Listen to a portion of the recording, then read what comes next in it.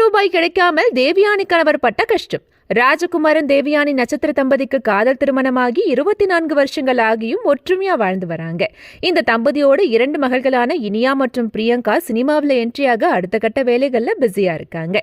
இதுல மூத்த மகள் இனியா ஆல்ரெடி ஒரு ரியாலிட்டி ஷோவில் கலந்துகிட்டு ரசிகர்களை ஆச்சரியப்படுத்தி வராங்க. இந்த நிலையில ராஜகுமாரன் ஒரு இன்டர்வியூல ஷேர் பண்ண விஷயம் ஆச்சரியத்தை ஏற்படுத்திருக்கு. அவர் பேசும்போது கடுகு அப்படிங்கிற படத்துல நான் நடிச்சேன். அந்த படத்தோட கன்னட உரிமத்தை வாங்கி நான் நடிச்ச ரோல்ல கன்னட சூப்பர் ஸ்டார் சிவராஜ்குமார் நடிச்சார். அப்படின்னா அது எவ்வளவு பெரிய படம்னு பாருங்க.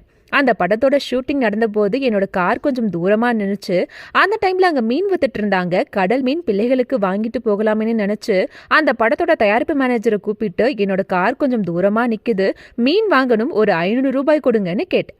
ஆனா அதை கூட அவர் தரலன்னு ரொம்பவே வருத்தமா ஷேர் பண்ணாரு ராஜகுமார். எவ்வளவு இயல்பான சாதாரணமான வாழ்க்கையை வாழ்ந்து வராங்கன்னு கமெண்ட் பண்றாங்க ரசிகர்கள்.